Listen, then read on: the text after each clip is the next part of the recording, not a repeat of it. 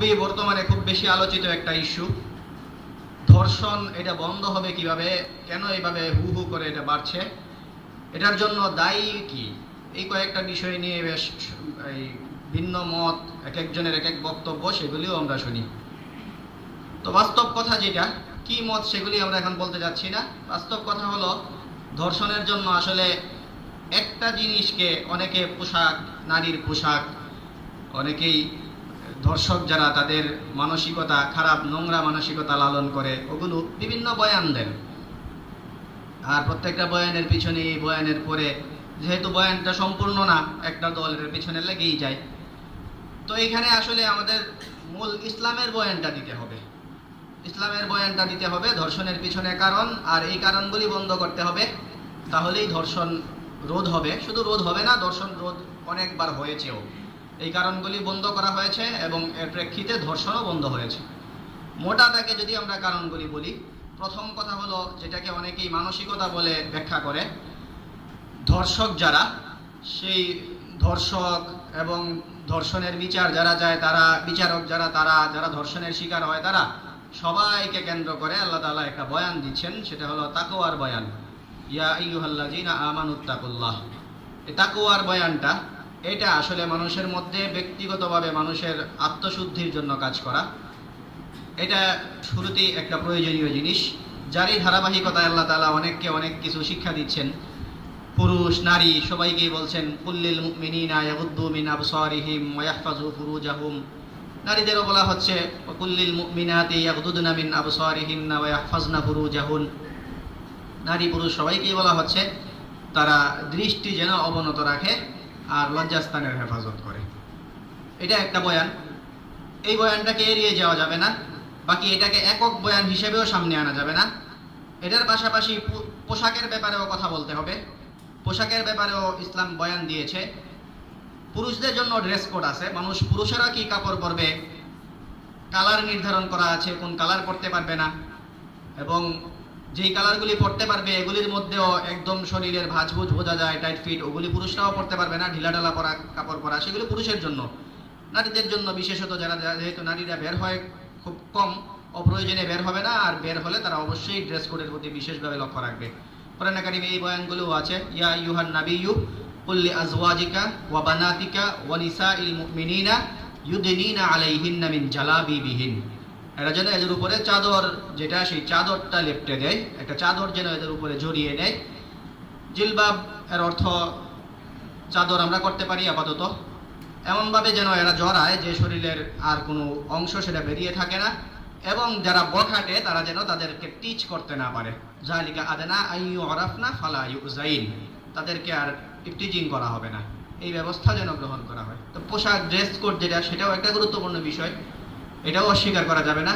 দুইটার সমন্বিত রূপ, পাশাপাশি আরও কিছু বিষয় লক্ষ্য রাখতে হবে। সেটা হলো, প্রাপ্তবয়স্ক হওয়ার পরে যেটা করতে হবে সেটা হলো বিয়ে দিয়ে দিতে হবে। বাল্য বিয়ের নামে আসলে এটাকে এখন এড়িয়ে যাওয়া হচ্ছে, এটাও একটা বড় কারণ। প্রাপ্তবয়স্ক কেউ হওয়ার পরে তার বিয়ে দেওয়া, এটা খুব তড়িৎ করার কথা। সর্বত্রই এই বয়ানটা দেওয়া। কোরআনে কারিম স্পষ্টই বলছে, ওয়া আনকিহুল আয়ামা মিনকুম ওয়াস-সালিহিনা মিন ইবাদিকুম ওয়া ইমাইকুম। তোমাদের নারী পুরুষ সবারকেই বলা হচ্ছে তোমরা তাদের বিয়ে দিয়ে দাও। খাবে কি, খাওয়াবে কি, এইসব একটা চিন্তা মাথায় আসে, সেই চিন্তাটা দূর করেই এটা করো। এটা নিয়ে তোমাদের মাথা কামানোর দরকার নাই, এটা আল্লাহ তাআলার নিজস্ব অনুগ্রহেই এটার ব্যবস্থা করে দিবেন। ইয়াকুনু ফুকারা ইউগনিহিমুল্লাহু মিন ফাদলিহি। এরা যদি দরিদ্র হয়ে থাকে, খাবে কি খাওয়াবে কি এই চিন্তায় বিভোর থাকে, তাহলে এদের টেনশন বাদ দিতে বলো। ইউগনিহিমুল্লাহু মিন ফাদলিহি, আল্লাহ তাআলা নিজ অনুগ্রহে তাদেরকে ধনী বানিয়ে দিবেন, তাদের স্বাবলম্বী করে তুলবেন। তো এটা আরেকটা বয়ান, এই বয়ানটাও সামনে আনতে হবে। এটা না করা, জায়গায় জায়গায় ধর্ষণের জন্য, এটা একটা বড় জায়গা, যে বিবাহের জন্য যখনই বন্দোবস্ত করা হয়, বাচ্চা না, তারপরেও বাচ্চা বলে, ওই কি বয়স নির্ধারণ হয়েছে 18, 16, ওই বয়সগুলি, এগুলির উপর ভিত্তি করে বয়স হয়নি, আসলে বাচ্চা না, বালেগ হয়েছে, প্রাপ্তবয়স্ক হয়েছে, তারপরেও সেই বয়সে পৌঁছেনি, এই বয়ান দিয়ে অনেকগুলি বিয়ে আটকে দেওয়া হচ্ছে। এটা একটা বড় কারণ। তো বাল্য বিয়ের নামে যে আইনটা, সেই আইনটা নিয়ে আরো নতুন করে ভাবা দরকার। ধর্ষণ বন্ধের জন্য এটা একটা গুরুত্বপূর্ণ পয়েন্ট, এটা কারো আলোচনায় এসেছে বলতে আমাদের মনে হয়নি। তারপরে এই যে পর্যায়গুলো, সেই এতগুলি পর্যায়, সেই পর্যায়গুলো অবলম্বন করার পরে মানুষের মধ্যে একটা সক্ষমতা আসবে। ইসলাম যে বয়ানগুলো দিচ্ছে ধাপে ধাপে, সেই সবগুলি বয়ান মানার পরে মানুষের মধ্যে একটা সক্ষমতা আসবে এবং মানুষ উপলক্ষ খুঁজে পাবে যে এখন আর ধর্ষণ করার দরকার নাই। কারণ ধর্ষণ করতে অনেক সময় মানুষ মাথাও ঠিক থাকে না, বেচারা দেখে তার আত্মশুদ্ধির কোনো ব্যবস্থা নাই, তার মানসিক অবস্থা খুবই খারাপ, নোংরা মানসিকতা লালন করে। ওদিকে আবার নারীরা তার সামনে দিয়ে যাচ্ছে তাই পোশাক পরে ঘুরে বেড়ায়। আবার অপর দিকে তার প্রাপ্তবয়স্ক হওয়ার পরে তার যে কবে বিয়ে হবে এই ধরনের কোনো নিশ্চয়তাও তার পারিবারিকভাবে তার সামনে নাই। তো এত কিছু সামনে নিয়ে তখন সে ধর্ষণে জড়িয়ে পড়ে। সবগুলি সমন্বিত রূপে, কোনো একটাকে আলাদা করা দায়ী করা এটা আসলে ইনসাফের তাকাজা না। তো এই সবগুলি বিষয় যখন সামনে আসবে তখন মানুষ অটোমেটিক একটা অবলম্বন খুঁজে পাবে যে এখন আসলে তেমন ধর্ষণ করার দরকার নেই, ধর্ষণের উপলক্ষই বন্ধ হয়ে যাবে অনেকাংশে। এরপরেও যাদের জন্য সোজা আঙ্গুলে যদি ঘি না উঠে, এরপরে সর্বশেষ স্টেপ সেটা হলো তাদের জন্য কঠোর শাস্তির ব্যবস্থা। কঠোর শাস্তির ব্যবস্থাটা একদম শেষে। এই জায়গাটায় আমরা অনেকেই প্রায় সবাই ভুল করছি, সেটা হলো আমরা এসেই হম্বিদম্বি করে যেটা বলে দিচ্ছি সেটা হলো ইসলামের যে আইন সেই আইনটা বাস্তবায়ন করতে হবে। ইসলামের যে মৃত্যুদণ্ড দিচ্ছে সেই মৃত্যুদণ্ড অথবা যে যা ভাবছেন সেটা বলছেন যে আইনটা শুধু সংসদে পাশ করলে হবে না, এটা বাস্তবায়ন করতে হবে, কার্যকর করতে হবে। এটা আসলে আংশিক বয়ান। শুধু এক লাফে আইনে চলে যাওয়া, এটা দিয়ে কিচ্ছু হবে না, তাকলিফে মালা ইউতাক হয়ে যাবে অনেক সময়। আগের কাজগুলি না করলে বেচারাকে আপনি থামাইতেই তো পারতেছেন না, তার ক্ষমতাই নাই সে ধর্ষণ না করে থাকার। যেখানে ধর্ষণ না করে থাকার তার ক্ষমতাই নাই, সেখানে তাকে শুধু শুধু আইনের ভয় দেখিয়ে কি হবে? ওই বিড়ালকে শুটকি মাছ এগুলি দিয়ে ওয়াজ করে কোনো লাভ নাই, যে খাইস না। আগে উপলক্ষগুলি বন্ধ করতে হবে, তারপরে আইনের ভয়। এরপরে আইনের মধ্যে যতটা কঠিন করা যায় আইন কঠিন করতে বলা হচ্ছে। একে তো আইন যেটা, এই আইনের বয়ানে আমরা ভুল করি। আসলে ধর্ষক আর জিনাকারী সবার কথা একই, ধর্ষক জিনাকারী সবাই একই, একই অপরাধে অপরাধী। ধর্ষক যে, সেখানে শুধু নারীর যদি দোষ না থাকে, ধর্ষিতা যার, সে রেহাই পাবে, শুধু এইটুকু পার্থক্য। না হলে ধর্ষণের যে শাস্তি, জিনারও সেই শাস্তি। কিন্তু আমরা রাস্তাঘাট কাঁপাচ্ছি, মাঠ কাঁপাচ্ছি, রাজপথ কাঁপাচ্ছি সেটা বলে যে ধর্ষকের শাস্তি চাই, ইসলামী আইনও চাই। কিন্তু ইসলামী আইন কিন্তু ধর্ষককে যে শাস্তিটা দিচ্ছে, যদি সম্মতিতে কেউ এই ধরনের জিনা ব্যভিচারে লিপ্ত হয় তাকেও হুবহু এই শাস্তিটাই দিচ্ছে। এই বয়ানটা আমরা দেই না, এই বয়ানটাও দিতে হবে জুড়ে সুরে। ইসলাম কিন্তু শুধু ধর্ষককে এটা বলে না, ধর্ষককেও বলে, একই হুবহু কথা ধর্ষককেও যেমন বলছে, সেটা জিনা যারা করছে তাদেরকেও বলছে। আলাদা ধর্ষকের কথা নাই, ওই ধর্ষক যে সে আসলে জিনাই করে, এই কারণে তার উপরে সেই জিনার আইন যেটা সেটাই প্রয়োগ হচ্ছে। এই কারণে এই জায়গাটাও আমাদের ক্লিয়ার করতে হবে। আমরা ধর্ষকের শাস্তি যাচ্ছি, কিন্তু সেখানেই আবার নারী পুরুষ এক জায়গায় থাকছে, এক জায়গায় আন্দোলন করছে, এরা আবার এই একসাথে আপোষে দেখা যাচ্ছে যে দিন শেষে হয়তো কোনো জিনা ব্যভিচারেও লিপ্ত হচ্ছে। এটা একদমই খণ্ডিত বয়ান, এটাকে ডাবল স্ট্যান্ডার্ড বলে, এটা আসলে একদমই অনুচিত।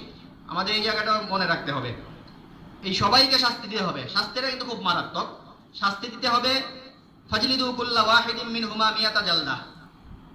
এখানে 100টা দরজার কথা আছে, সেটা হলো বিবাহ বহির্ভূত, বিবাহের আগে। এবং শাস্তিটা ছোটখাটো না, অন্য কোনো শাস্তির ব্যাপারে এমন ভাবে বলা নাই যে শুনো এই শাস্তি দিতে গিয়ে তোমরা আবার ওই একটু ভিতরে যেন মায়া দয়া কাজ না করে, এটা খেয়াল রেখো। এই কথাগুলি অন্য জায়গায় নাই। এই ধর্ষক জিনাকারী এদের শাস্তির ব্যাপারে বলা হচ্ছে সাবধান। এটা কিন্তু এত ব্যবস্থা করা হচ্ছে, তার নফস পরিশুদ্ধির জন্য তাকে বয়ান দেওয়া হচ্ছে, তার দর্শন না করার জন্য উপকরণগুলি বন্ধ করা হচ্ছে, এরপরেও সেই অপরাধে জড়াচ্ছে। তাকে শাস্তি দেওয়ার সময় কোনো আর মায়া দয়া দেখাবে না। লা তাখুজকুম বিহিমা রাফাতুন ফি দীনিল্লাহ ইন কুনতুম তুমিনুনা বিল্লাহি ওয়াল ইয়াউমিল আখির। তোমরা যদি আসলে প্রকৃত ঈমানদার হয়ে থাকো, আল্লাহ এবং আখিরাত দিবসের প্রতি তোমাদের বিশ্বাস থেকে থাকে, তাহলে যেন লা তাখুজকুম বিহিমা রাফাতুন, দয়া তোমাদের না পেয়ে যায়। তোমাদের জন্য এই শাস্তি বাস্তবায়ন করতে গিয়ে কোনো দয়া দেখাবে না। এটা আরেকটা জিনিস, কঠোর শাস্তির ব্যাপারে আলাদা বয়ান দেওয়া হচ্ছে। এখানে কোনো রাষ্ট্রপতির প্রাণ ভিক্ষা এগুলি তো এমনি ঠিক না, তার উপর আবার এখানে আলাদা করে বলা হচ্ছে, কোনো দয়াটা দেখাতে যাবে না। আরেকটা কথা, শুধু এই শাস্তি দিবে এটাই না, দয়া দেখাবে না সেটাও না।